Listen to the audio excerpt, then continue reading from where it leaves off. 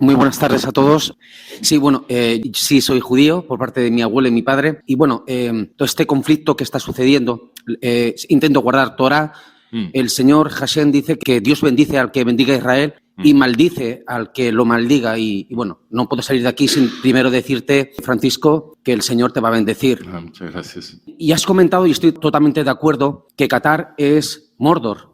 Y siguiendo ese símil de El Señor de los Anillos, permíteme que llegue a una conclusión. Digo, si Qatar es Mordor, la élite de los Estados Unidos es el Señor Oscuro, porque yo lo veo como un monstruo con dos caras. Una cara donde le da la palmadita a Israel y otra cara donde está en contra de Israel y se alía con los personajes que ya has comentado. Sabemos que se ha producido un cambio de presidente que será electo en el próximo año. No sé si eso tiene alguna relación de estos adelantos que está sucediendo en Siria. La pregunta es, con el señor Trump a la cabeza el próximo año, no sé si será a final de enero, él ha comentado que él pondría el final de la guerra con Rusia y con Ucrania, también acabará con este conflicto. Me gustaría que nos dijeras cuál es tu opinión, debido a que parece que estos eventos se están adelantando porque no esperaban que el señor Trump ganara. Y no sé, parece que se están adelantando un poco todo y quería que nos dieras tu visión acerca de qué sucederá con el señor Trump en la cabeza de Estados Unidos. Gracias. Gracias por tu pregunta. ¿Por dónde empezar? Tus sospechas sobre la clase gobernante de Estados Unidos, en mi opinión, son bien fundadas.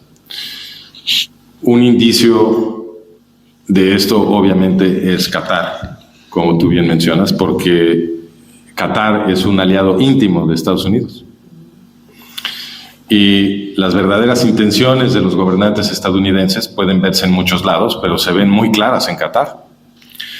Porque, como he explicado yo muchas veces, Qatar no puede sobrevivir como un Estado independiente sin la protección de Estados Unidos. Qatar es una península de arena, es perfectamente plano, es vulnerable a 360 grados, es chiquitito. Cualquiera de los poderes regionales que circundan a Qatar se lo merendaría en un segundo, porque Qatar tiene las reservas de gas más grandes del mundo, es un premio suculento. Lo único que protege a Qatar es que en Qatar está emplazada la base militar estadounidense más importante en esa región del mundo. Y el hecho de que Qatar no pueda sobrevivir sin la protección de Estados Unidos implica que Estados Unidos en un segundo podría cambiar la política exterior de Qatar. ¿Cierto? Lo único que tiene que decir Estados Unidos es: haz esto, haz el otro, y Qatar lo tendría que hacer porque no puede sobrevivir sin Estados Unidos. Sin embargo, Estados Unidos nunca ha exigido que Qatar cambie o sus políticas externas o sus políticas internas. Hoy por hoy, Qatar es una civilización en donde se impone la esclavitud, y ahí están los gringos protegiéndola. Hoy por hoy, Qatar es el padrino del yihadismo internacional y Estados Unidos no hace absolutamente nada por cambiar la política exterior de Qatar. Eso quiere decir que esa es la política que quieren los jefes de Estados Unidos. ¿Y qué es Qatar? Qatar es el padrino de Hamás. Y cuando empezó la operación israelí contra Gaza después del ataque del 7 de octubre, nos enteramos que los directivos de Hamás estaban refugiados en Qatar. Ah, caray. Yo recuerdo que cuando Estados Unidos acusó a Osama Bin Laden de haber organizado los ataques del 11 de septiembre de 2001, el argumento público de George Bush Jr. fue: vamos a atacar a Afganistán porque si no están con nosotros, están en nuestra contra, y aunque no había sido Afganistán el que los había atacado, ellos no le estaban echando la culpa a Afganistán, le estaban echando la culpa a Osama Bin Laden. El argumento para atacar a Afganistán era que Osama Bin Laden estaba en Afganistán. Bueno, pues los directivos de Hamás están en Qatar ese ¿por qué no es el argumento para que Israel ataque a Qatar? Ah, no, porque ahí está la base estadounidense.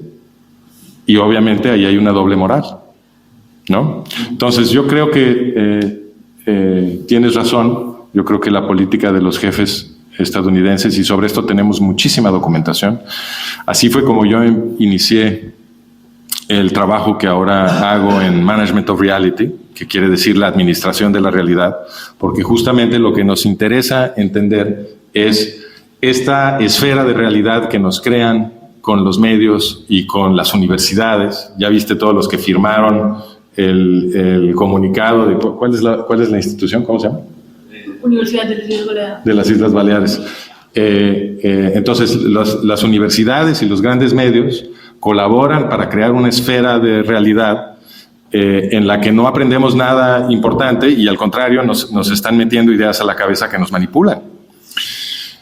Entonces, una vez que empezamos a estudiar cómo funciona el sistema de medios, quién lo controla, cómo ha sido corrompido, cómo han sido corrompidas las universidades, etcétera, podemos empezar a emanciparnos de esta administración de la realidad. ¿Y eso qué implica? En mi opinión, implica emanciparse de la idea de que hay dos partidos independientes en Estados Unidos que están compitiendo por controlar el gobierno. Yo creo que son el mismo partido. Yo no creo que Trump sea distinto de Biden. Recuerda que Trump, de donde viene, es de la lucha libre. Y en la lucha libre hay una tradición que se llama kayfabe. El kayfabe quiere decir que el personaje que tú habitas en el ring, lo tienes que habitar fuera del ring. Entonces, cuando te entrevistan o cuando estás en la calle o lo que sea, tú tienes que seguir en tu papel, en el personaje que habitas, porque la lucha libre es un teatro. Y esta tradición surgió justamente para desvanecer la línea entre la ficción y la realidad. ¿Okay? Este es el juego del kayfabe, que obviamente es el origen del reality TV, ¿no? Bueno, pues Trump de ahí viene. Trump es un aprendiz de Vince McMahon, que es el gran empresario del kayfabe, de la lucha libre en Estados Unidos. Hay un documental ahora sobre Vince McMahon en Netflix, que te invito a que lo veas para que conozcas este tema más a profundidad. Es muy interesante. Y luego, después de volverse aprendiz de Vince McMahon, Trump, de hecho, acabó con su propio programa de reality TV, en donde habitó un personaje que obviamente es ficticio y que lo mantenía él adentro y afuera, y también su personaje de su supuesta riña con Vince McMahon y todo eso. De ahí viene Trump. Trump es un gran actor de reality TV y yo creo que es un personaje. Es un personaje. Cuando eligieron a Trump la primera vez, antes de que tomara posesión, yo escribí un artículo que ahora voy a reciclar, en donde dije, yo no creo que Trump sea de veras. Y entonces hice una lista de las cosas que Trump haría si Trump realmente apoyara a Israel. Tomé la cuestión de Israel como un ejemplo, porque podemos tomar otras cosas, pero yo tomé esa de ejemplo, porque eso es lo que más me interesa a mí. ¿Qué podría hacer Trump si realmente quisiera defender a Israel? Bueno, voy a empezar por lo más sencillo. Lo más sencillo sería agarrar el micrófono y platicarle al mundo entero, porque cuando Trump habla todo el mundo se entera. Agarrar el micrófono y explicar la historia de OLP Fatah que ustedes acaban de oír aquí. Explicar que OLP Fatah viene de los nazis alemanes, de la solución final nazi, y que es el creador de Irán, del Irán yihadista.